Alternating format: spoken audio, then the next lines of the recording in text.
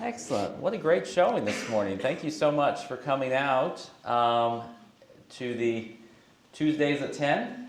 My name is TJ Blakeman, and I wear lots of hats, but today I'm coming, I suppose, more as the president of the Champaign County History Museum. In my spare time, though, that's what I do in my spare time. In my real day job, I'm the economic development manager for the City of Champaign. So I love blending local history, our job as city planners, all of that together. And so it has lended itself to me amassing a large amount of information, especially about downtown Champaign. And so in my spare time, I do keep a blog called champaignhistory.com where I take a lot of this information flowing around in my head and I put it down in a web page form. And so a lot of what you're going to see today is kind of from that. If you visit my site, maybe a little bit of it looks duplicative, but today we're here to shed some light on the Inman Hotel, a property which many of you, I'm sure, have driven by. Maybe you've been inside, but there's been a lot that's changed over the years with that building. And so today we're going to walk through the history, and so my job is going to be the historical piece of that, taking you all the way up to when Royce and Brinkmeyer recently purchased the building, and Stephanie's going to carry on and give you a tour of what their company at Royce and Brinkmeyer have been doing to restore this beautiful building in downtown. And so let's just jump right into it. I have a hard stop. I've got to be back at the city building at 11 o'clock, and so if I happen to duck out just a little bit before we get through with questions, please forgive me. You can always reach out to me online through email if you have follow-up questions. But let's rewind the clock all the way back to the earliest buildings that were sitting here at the corner of Walnut and University. For a very long time, before University Avenue extended through, the streets all followed the Illinois Central line, so everything kind of took a northeast skew, Walnut Street. But you'll also notice Walnut Street did not come through to Neal Street as well. We'll get to that in a little bit later. But when University Avenue was pushed through, it actually created these kind of odd-shaped lots. The city building sits on one of those. That's what gives all of them these weird angles, and it actually gives us some really interesting viewpoints. And so the Inman sits at that, and a little bit of unique challenge to build the building because of those changes. We're going to jump forward. The first buildings were just some wood frame buildings. We don't know too much about them. But then we get into the Sanborn insurance map era where we start to see some detail on the map about what was sitting there. And for the most part, this was an area in southeast downtown. There was a lot of lumber yards, a lot of horse stables, a lot of accessory uses to things around the railroad. Most of the commercial commerce was still on Main Street and on Neal Street. And so it was a little industrial down here. And you see that in both of these plats all the way up to the 1897, where these are just wooden liveries. And the colors, if you didn't know, on a Sanborn Fire Insurance map, red signifies the building is made of brick, yellow signifies the building is made of wood, and stone, blue is stone, I believe. And so these maps, if you don't know that they exist, they are all online, and they are a tremendous research tool for you. They tell you the number of floors, they tell you the address, they tell you where windows were located, where stairs were, and in most cases they tell you what the ground floor uses were. And so we do have some good information. But notice too that 2nd South Street, which is Logan Street, is the end of Walnut. It did not cut through. I love these pictures. These were glass plate negatives that were found at the History Museum. And this is showing Walnut Street, both of these looking north. Just to orient yourself, the Inman would be here, and the Esquire is sitting right here. That's actually the same building. So you see the Esquire here, and the rest of the businesses, the city building would have sat right here around the corner.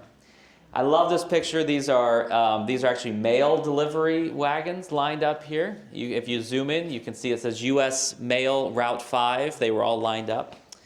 But this is what you got down here on this, in essence, a little side street back in the day. In 1913, this is what it looked like just before George Inman, actually he had purchased this building by this time, and it was still being used. W. Lewis and Company, of course. Sometimes they were parking cars in some of these as well as Model Ts, and Model A started to evolve. Some of these barns just turned themselves into indoor parking garages.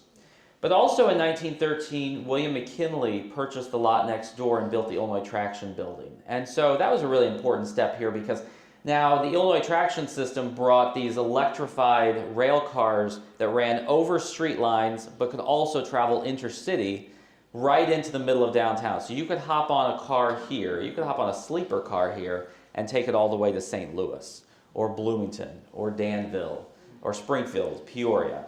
And so all of a sudden you had this transit hub that was sitting right next to this lot. So George Inman, unfortunately I don't even have a picture of Mr. Inman. I feel so bad. If we did, we would hang it up in the building, I'm sure.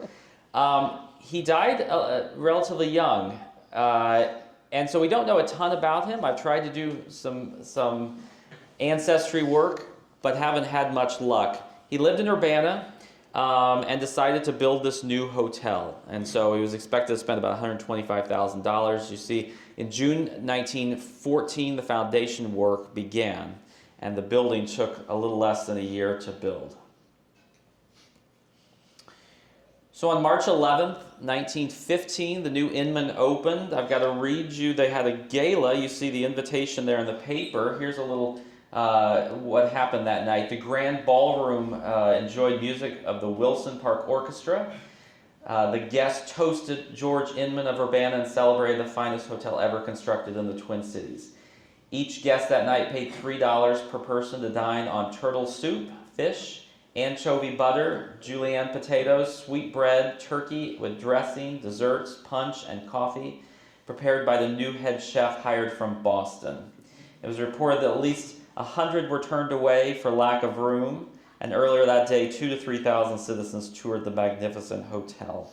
This grand fireproof hotel had finally arrived. And you see, the Daily Mail had a full page, actually they had multiple pages, devoted just to the opening of this grand hotel. And this really was something pretty unique. The Lincoln didn't exist, the Beardsley did, but the Beardsley and the Inman Hotel would have been by far the two finest hotels. Otherwise, you would have had some smaller, some of them you probably would not have stayed, would not have wanted to stay in. Some of them were just for the worker class, the railroad transients through town, and some of them were just wood stick buildings. So to have a building like this in downtown was quite an accomplishment.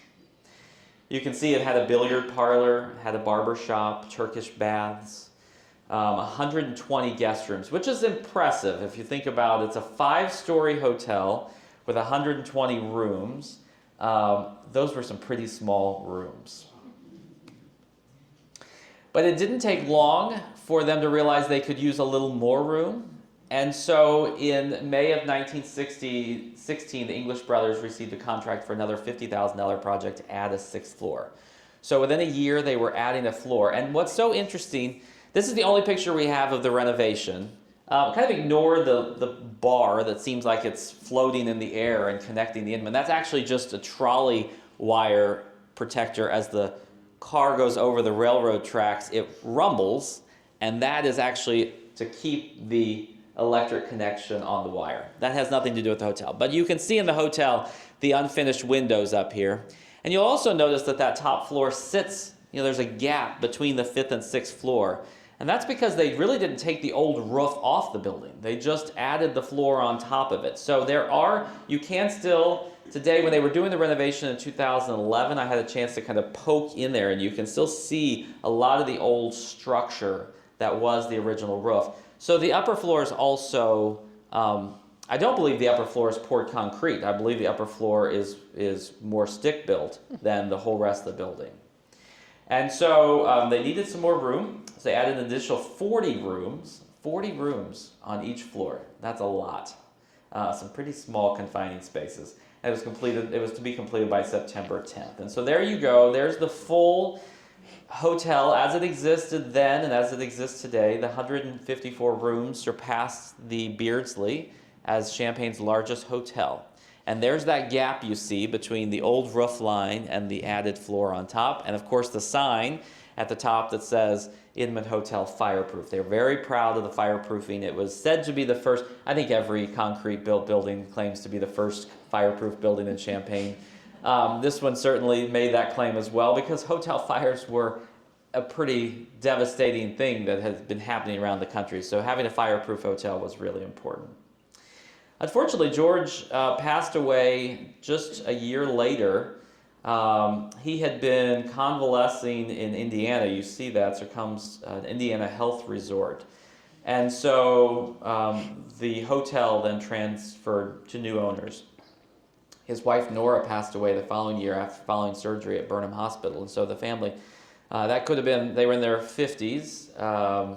And so again, maybe that's why we don't have pictures. They just weren't with us that long.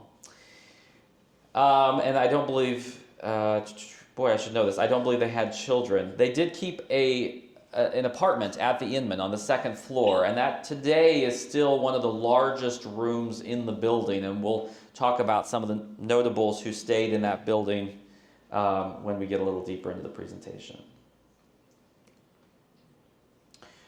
So, speaking of famous people to have passed through its doors, I wanted to highlight just a couple of them. Number one, we found this really fascinating article in 1919 where Brutus Ortega, he was from Los Angeles, known as the human fly, scaled the hotel's exterior. He also scaled the Champaign County Courthouse and the Masonic Temple in Urbanus. So that's kind of a fun side note. I wish we had a picture of him clinging to the side of the building. And I've tried to look up Mr. Ortega thinking maybe he was a national act. I've looked on newspapers.com for a Brutus Ortega, and I can't find any note of him. So maybe he was also, I don't know, maybe he wasn't, and maybe just decided he wanted to scale buildings and pawned himself off as the human fly. I don't know. But in March 1922, Jeanette Rankin stayed there. She was the first female congresswoman in the United States. She came to give a speech. And so she was a notable that stayed there. And then on November 13th, 1937, Eleanor Roosevelt came to stay. Now, Eleanor Roosevelt came to Champaign on numerous occasions. She kept the diary called My Day, which is every entry is on the web, and you can go to this day, and she talks about coming into Champaign. And she spoke at the middle school, which I believe at this time would have been where Central High School's at, right? In 1937, I believe the junior high was still where Central's at. And the auditorium held 2,000 people at the time, and it was the largest they could find for her. So she came and gave a talk on youth in a world of turmoil. And she did come many times as First Lady. She came many times after. She came the last time to stump for John F. Kennedy. She and Richard Nixon were both in the county on the same day. Richard Nixon was whistle stopping through Tolono, and she was here on campus talking to students. So that was an interesting front page juxtaposition there. A couple other notable things. January 11th, 1911, the new Crystal Room Lounge opened at the Inman. We talk a lot about the Crystal Lounge, mainly because we found evidence, and I don't want to steal your thunder. People like to talk about the Crystal Room, but to my knowledge, there's no pictures that exist of the inside. I do have one grainy picture. I didn't even include it because it's so grainy, but its entrance was right next to the University Avenue entrance. Just to the west of that door, there was a separate entrance that took you into the corner of the hotel, and there was this very fine private cocktail lounge with air conditioning. The little triangle space in front of the Inman that had been left over when University Avenue pushed through, we have a lot of these little triangles. One of them is becoming our new plaza in downtown. But this little one, I found one reference to it being called Hell's Half Acre. You can see by this picture, it was just a free-for-all. When the hotel originally opened, they actually striped some boxes out in this space, and cars would just park out in the middle of this triangle for the hotel. Fun fact, the hotel, since its construction, has never had its own private parking until just recently as well. And so people would just kind of park haphazardly. And of course, back then you had the streetcars that were coming in and out of the terminal building. And so this was just a very chaotic area. So in 1941, the city spent $14,000 to construct this little triangular park space. It's named after, it's called Stamfosky Park. It's actually city-owned. It's notable as being the smallest park in Champaign. It really has just a war memorial that was put up in the 1950s and the flag that's there. But it finally put a little bit of control to this intersection, and of course then the city also said no more parking in the middle of the street. In 1967, WICD launched this new television station, and its first headquarters, its first home was here on the second floor of the Inman. Keith Page used to do a segment called, I believe it was something like Weather Out the Window, where he would just kind of stick his hand out the window to tell you what the weather was doing. Before they moved in there, though, back in the 50s, a transmitter tower was added to the top of the Inman as well, and you just barely see it in that picture. It was an important step for WICD. Doug Quick has told me this story, and he knows it much better. I would recommend his book, Pictures on the Prairie. He talks more about this. It was important because of the line of sight and the microwave transmitter towers that were transmitting those signals from Danville, I believe. And so there was a reason they needed to get up. The Inman was one of those tall buildings they could get up on top of. I will mention, before I jump here, in 1960, John F. Kennedy did come to Champaign. That's also chronicled on my blog. He came to Champaign just days before the November election in October of 1960. He was actually slated to stay at the Inman. The campaign team had booked a block of hotel rooms at the Inman, but a last-minute change in his schedule, I think he ended up overnighting in Peoria and then flying into Champaign and then taking off from there. So we have great pictures of that trip, both his motorcade from Willard all the way down Green Street and Wright Street to his speech on the quad, and then off he went down Armory Street and back out to the airport. So fortunately, he did not stay there. But other notables, there were a lot of people, including Al Capone. Everyone thinks Al Capone. There is a rumor that Al Capone rented out the entire floor of the Inman. We know that Newt Rockne stayed there. Many Illinois governors, many national cabinet officials have stayed there. At the time, this was the hotel that if you were coming to speak at the university, you would have stayed. Unfortunately, we don't have the guest books or the log books. That would have been great to have the guest books from the Inman. To my knowledge, those don't exist, and maybe they'll turn up someday. But by 1974, the Inman, the new fad in the country was motels, not hotels, especially not hotels that had been 60 years old. The new Howard Johnson had opened over in downtown Champaign along State Street near Westside Park. It, of course, had the motel style. It had the restaurant, the big restaurant associated with it. The Beardsley by that time had failed. The Inman was closing. The Hamilton Hotel, which was at the corner of Park and Neal, had had several fires, and it itself had closed. And so these hotels were just not in style anymore. And as Americans were traveling by car, it was a lot easier, and the interstate highway system was developing. It was a lot easier to stay at I'm not sure what the hotel chains would have been, the Red Roof Inn or the Days Inn, not coming into. In 1974, downtown wasn't doing so well either. Department stores were closing. Marketplace Mall was just a year from opening, and there was a lot of concern over the future of downtown.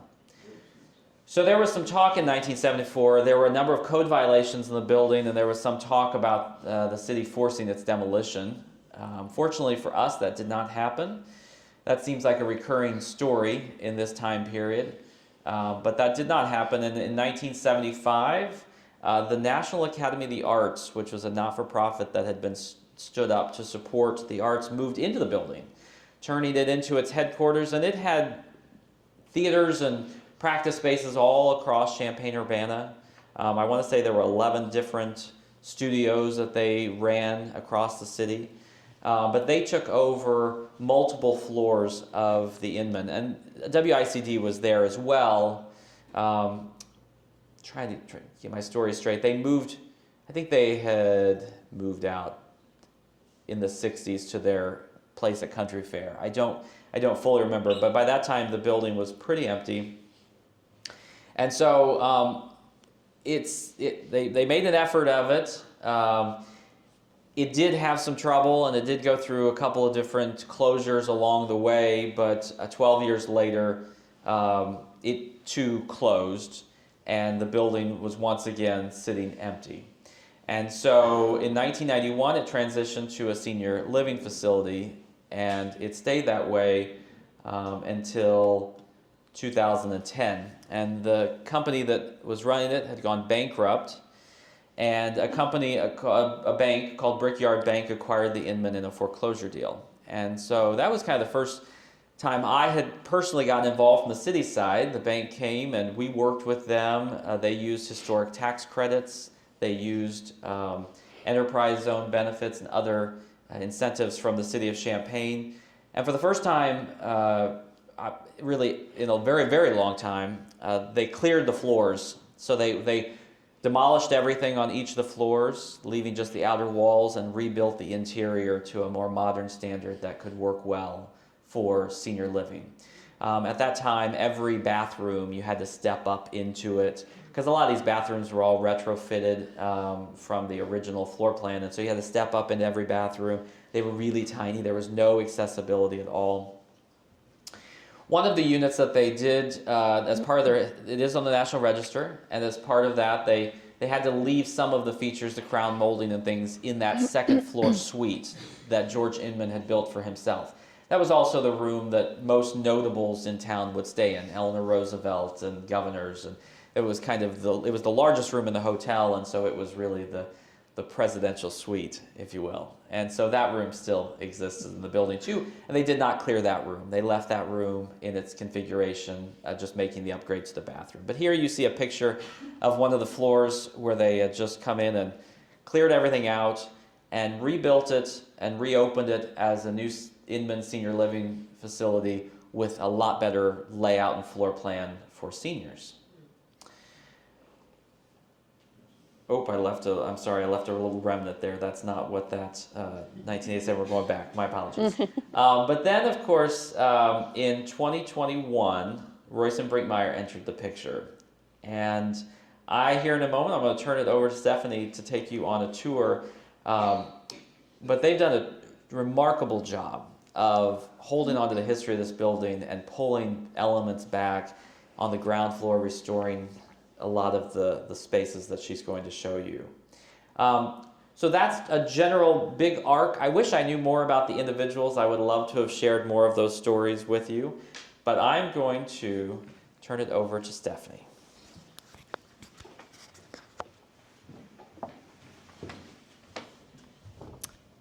Thank you, TJ. So, I am Stephanie Funkhauser. I'm the Chief Experience Officer for Royce and Brinkmeyer Apartments. Been there about 15 years. And in 2021, at the end of COVID, as we were coming out of COVID in September, we partnered with Omni Development and took over management of the Inman. It's amazing when you stop and think about 40 rooms on the top floor. This building now has 60 rooms. So everything in these upper floors, there's only 60 rooms at this point. So I think about it, because these rooms aren't enormous rooms. They don't have full kitchens. They're all efficiency type apartments with no stoves, just refrigerators. It was made for the assisted living when it was remodeled, so that's what we got. But the rooms aren't big rooms, so I'm imagining these little hotel rooms, people barely able to move around in them maybe back then. We changed the outside only slightly over the years. It's been 4 years in the making, what I'm going to be showing you, but we installed all new large windows all the way around. You can see them. And we're going to install some new front doors, because that has become the main entrance for Royce and Brinkmeyer guests and residents. And we, of course, put up the Inman sign, which was a very proud moment for us to finally get to adorn this building with something that just seemed perfectly appropriate for it. So when we took over in 2021, we had several things we were facing. Low occupancy. We had 25 people living in a 60-unit building. The interior was dated. It wasn't severely dated, but 2010 to 2021 was a good number of years, and it was dated. We were looking at units without full kitchens, and as a property management company, that's not something that we had worked with. So there was a thought process: how can we market these? Can we use them this way? Do we need to do remodels? So there was lots of walking around in this building for quite some time. There was great potential for mixed use, so we wanted to spend some time looking at what could this be? How could we make this into an apartment building or a mixed-use building that could benefit downtown, could benefit the residents, could benefit visitors or draw visitors to Champaign. So we had all of those thoughts in our head as we were walking around. And we didn't do this, whoops, I'm sorry. We didn't do this without thought. We spent a long time talking with residents, bringing people into the building, touring them through, having events.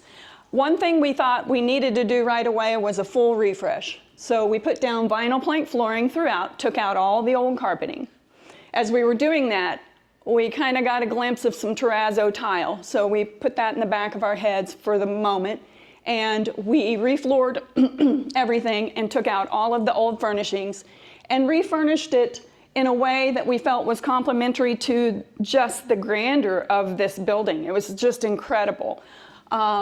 We walked through it repeatedly, looking at all of the beautiful moldings and all of the beautiful woodwork that existed, and we knew that we didn't want to destroy that. We wanted to complement that.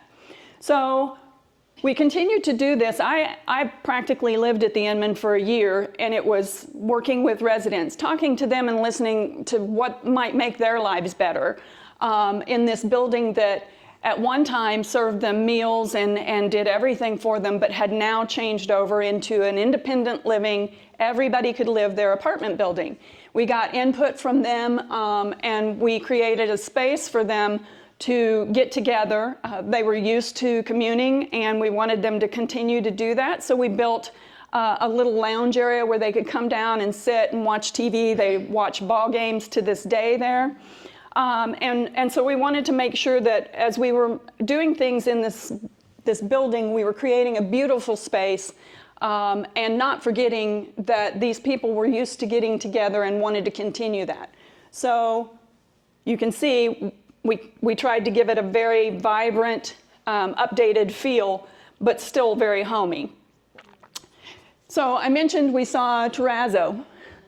So as we go through, we're talking to people, we're considering how we want to change this building. We decided that we did want to have somebody come in and take a look at the flooring and let us know what they saw.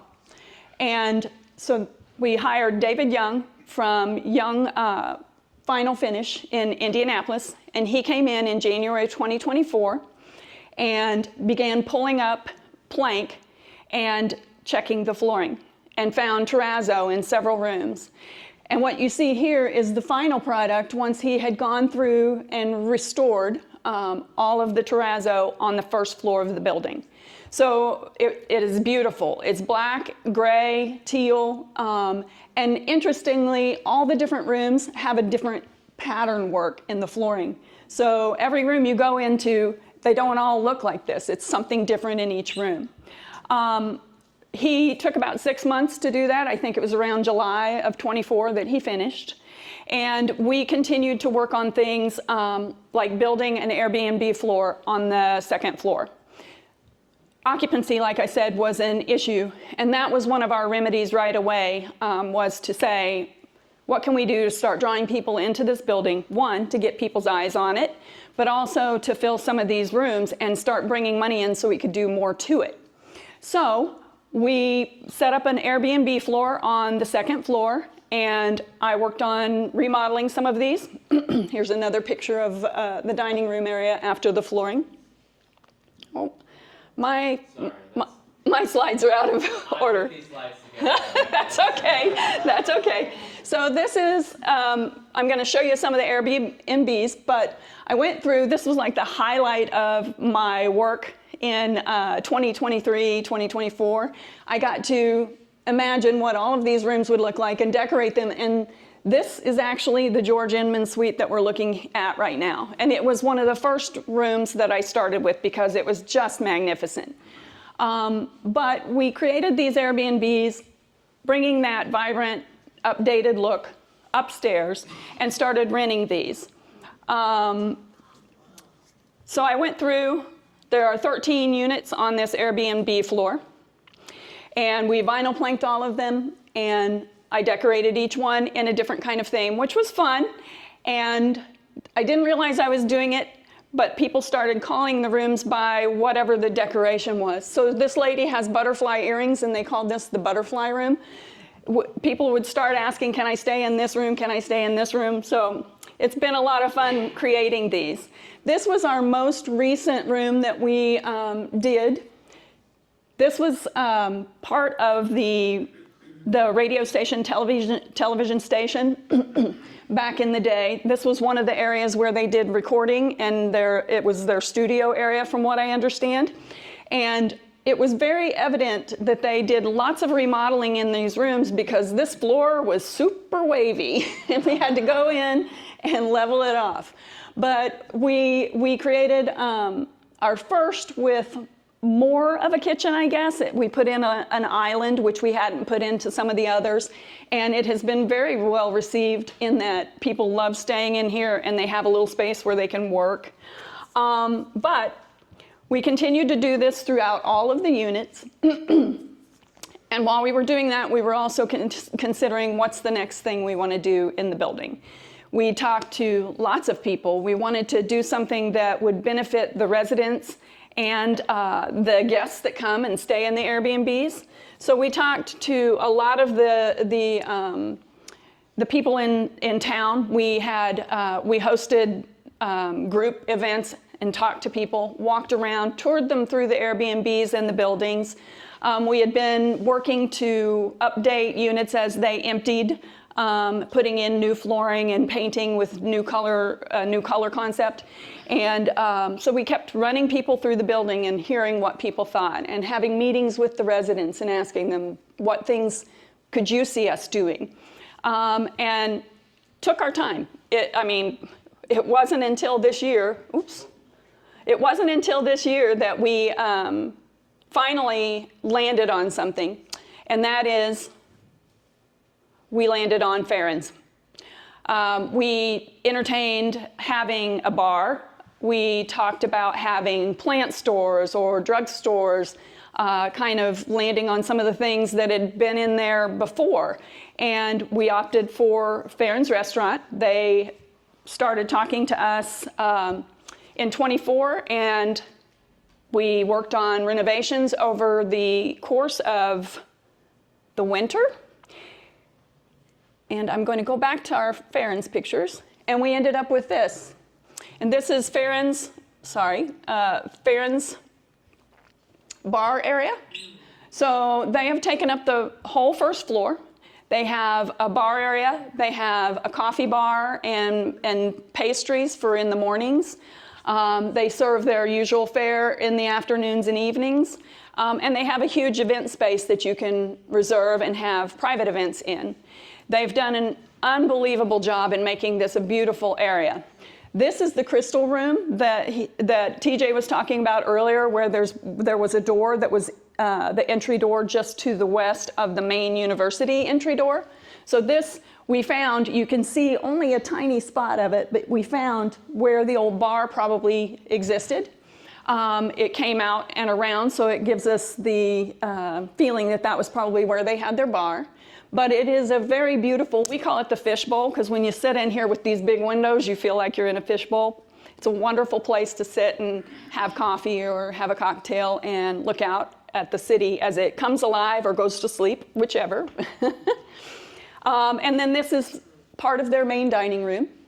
Carolyn's done a beautiful job of creating a really welcoming atmosphere, but it fits the feel of the building. So we've loved how she has also wanted to work to create something that complements just the unbelievable architecture that exists in this building. I'm going to go back for a second. So I had a couple of pictures that you can see. We worked on the floors when David was working on the floors. It was quite a project. There was a huge amount of yuck covering the floors, so they had to take off layers of it, and they used this to sand it and clean it up before they then went in and repaired areas that needed repairing and buffed. But this is a picture of them repairing some of the floors. There was a large area. There's a room with a fireplace in it that had a very large rectangular area, and David had to recreate the terrazzo there. It was amazing that he could do this, but he said that he wondered if that might not have been an area where they brought liquor up for the crystal room, for the bar, maybe a dumbwaiter type situation. He said he had seen it in older buildings in Indy and other areas, and that was a speculation that he had about what that might have been used for. But it was very fascinating to watch him create terrazzo, and he really matched very well what was already there. As we move forward, our intentions are, we want to continue not rushing and figuring out what we want to do.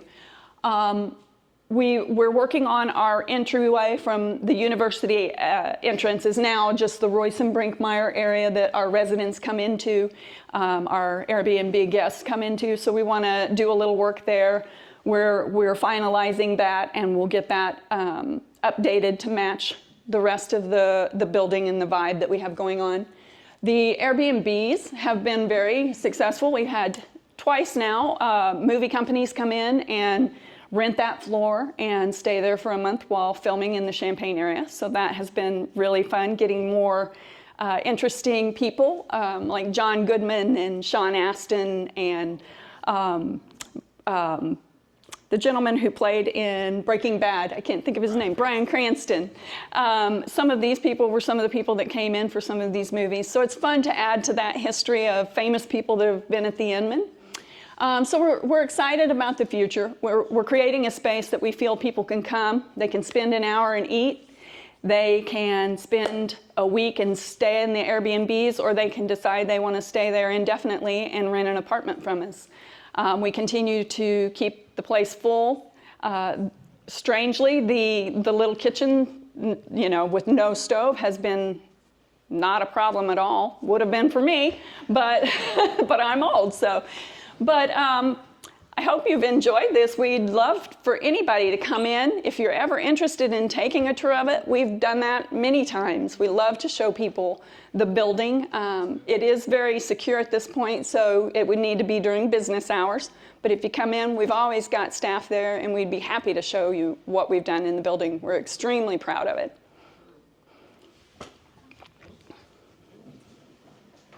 Questions? One far in the back, Ian. Question. When you're remodeling and dealing with the old building in the building in the beginning in the 20th century, did you run into any challenges of new American, what I call the handicapped accessibility code and the environmental, like lead paint and asbestos, whatever, if you run into those challenges? I'll repeat the question for those at home. So the question was, as they were doing the renovation work, did Royce and Brinkmeyer run into any obstacles, whether it be local codes, handicap accessibility, lead, or anything like that? Mm-hmm. I think the biggest challenge for us, the building was already handicap accessible, probably because of the use of it previously. So there is a handicap ramp coming into the back of the building. We're currently working on making the front of the building handicap accessible. We've already started with the actual sidewalk and moving into the entryway. So we're still working on that process to make sure that that is easily used by guests and residents as well. Otherwise, the only real challenge we had was at the very beginning when we first started talking about how do we want to renovate this building. The electrical was really old. So we, that played somewhat into how we decided to keep the apartments as, efficiency apartments, I guess is what you'd call them. Although I find being without a stove is not efficient, but that did play into some of our decisions to just try to rent these as they were and see if that worked before we went forward and did some major overhaul. And it seemed to work out great. So, I can add a little more to that. I'm going to I'm going to take my history museum hat off, put my city hat on.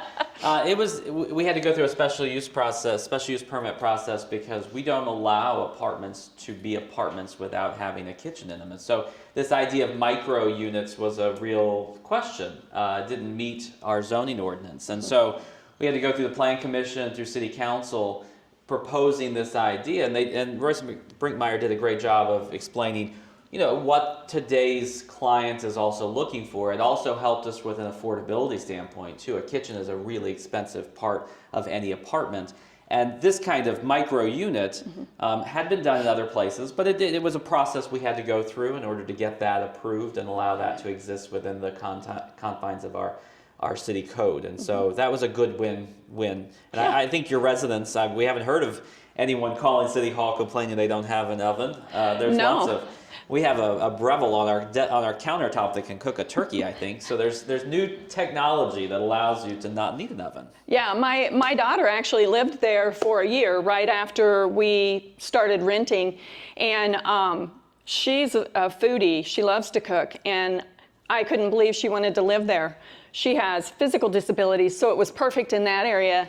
And she showed me, you don't have to have a stove. She was able to do everything she needed with, appliances that you could put countertop. So it has been a non-issue, to be honest, and it's a real attraction to some of our students who are coming in, people that are coming in, foreign students coming in from out of the country, want a place close to transportation, in a walkable neighborhood. This has filled all of that for them. So it's been perfect for what it's been used for. One other little fun fact, when the Inman opened, they advertised their elevator was large enough to hold 15 people. So that's actually a good thing in modern days when it comes to accessibility. You didn't have some little tiny elevator. Exactly.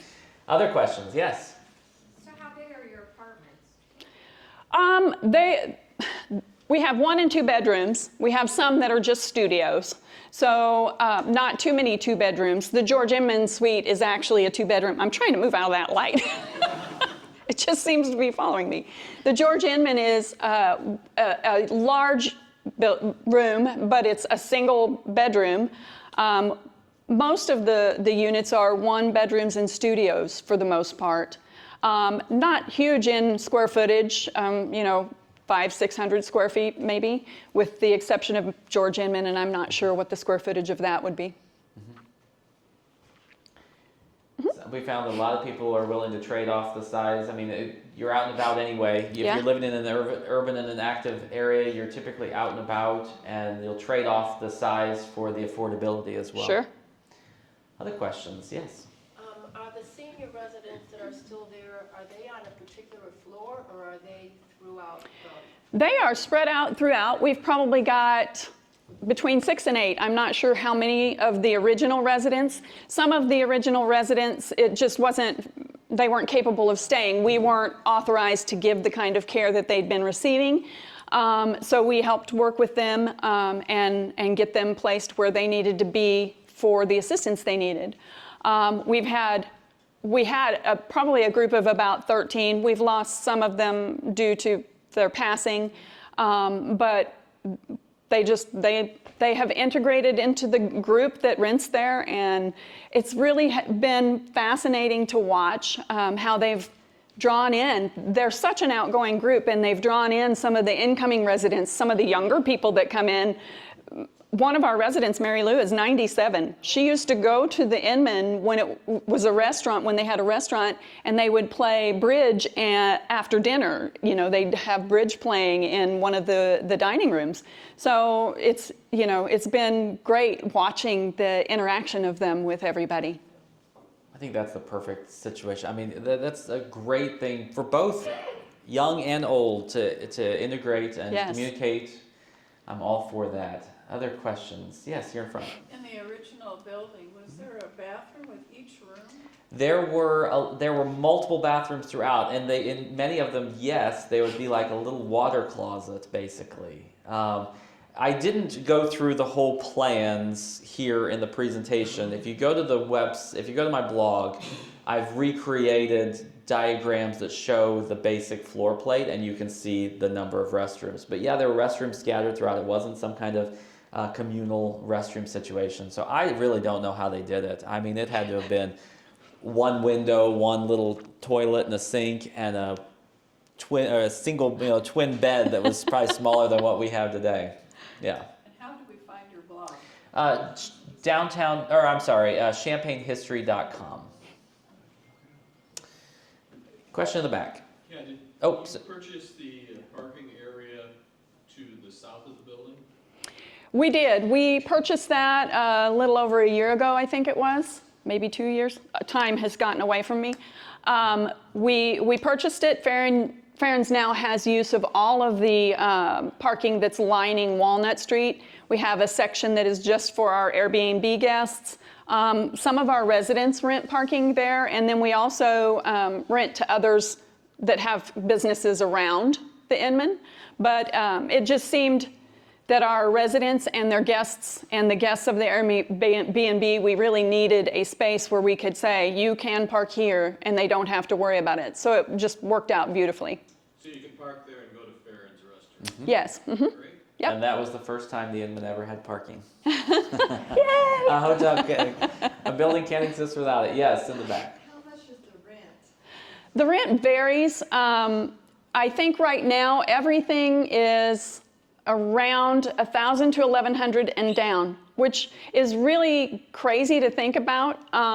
We feel that all of the amenities and the proximity to downtown and things to do are the attractant to that building. People want to come down there where they can walk to whatever they want to do, go out and eat. You can walk to a grocery store. There's a county market a few blocks down off of Springfield. So the walkability is really high, and we try to keep everything reasonable. We're not about gouging people, but we do price according to the value of it, and that seems to be appropriate. Yes, Ian. Do you operate the restaurant, or you rent to them to operate the restaurant? So I'm trying to find out the role of restaurant play in this. So the restaurant is on its own. The residents are welcome to come down, and I don't know if Carolyn does anything for our residents as far as any kind of benefit to them, other than the fact that they actually have a place they can come down and have breakfast, lunch, or dinner, which is, I think, really beneficial to those residents that came with the building. When they first were with the building, they were provided that right there on site because they had a kitchen staff, and we adopted that kitchen staff, and I found out I don't ever want to run a restaurant. Never. I can't imagine doing that for a living. But we did it as long as we could, and then phased that out as closely as we could to bringing somebody on as far as the first floor. So they are benefiting from that greatly. I just don't know if the restaurant does something specific for them.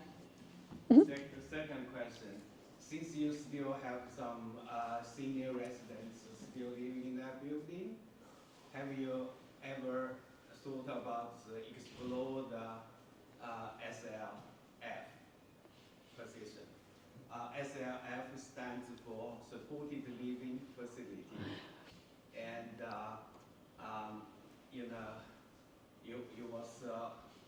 it was the current or future direction for senior living. Mm-hmm. It's Illinois license operation. I was on the panel starting this operation many years ago when I did Prairie Village Retirement Center in Rhine 2. And the beauty of SAF was to keep the residents live at their home because home is the best. So dramatically increase, maintain their quality of life. In the meantime, any other needs, like healthcare needs, so on and so forth, is contract provided on-site to their apartment. And that's why it's called supported living facility. And the Medicare pays that part. The question for those at home was whether or not they had looked into a supportive living facility license and looking at that model again. We have not. We've been doing apartment living, managing and owning our own apartments for over 50 years. That's been where our expertise has been. As we came into the Inman and we had this group of people who needed specific care, we recognized we did not have the licensure to do some of these things, nor did we have the staff that had that kind of knowledge. So our option was to go with what we knew and create an environment where anybody was welcome to live. Now, that did include me working with families to help make sure that those who stayed and needed help had access to that. So their help was allowed to have keys and passes and things so that they could get in and get to their residence at any time that they needed. And we kept overnight staff for quite some time just to ease out of that process for them. But we have not had a consideration for looking at the supported living. It's just not where our expertise is. Okay, thank you. Maybe one last question here in front. Well, this is for you, TJ. Okay. Where was the Beardsley Hotel located? The Beardsley, we can do a whole nother talk on the Beardsley. It was at the corner of Hill and Neal Street. Right now, it is a vacant lot that has a fence up around it, and it's slated to be another hotel. More coming on that hopefully soon. But the Beardsley was another grand hotel in downtown. The Women's Town Club building, which is the Buzard Pipe Organ building, was actually built as an annex to that hotel. So it still shares some of the original features from the hotel, but it was right there at Hill and Neal Street, the northwest corner. Okay, with that, thank you, Stephanie, for a great thank talk, you. and thank you everyone for coming.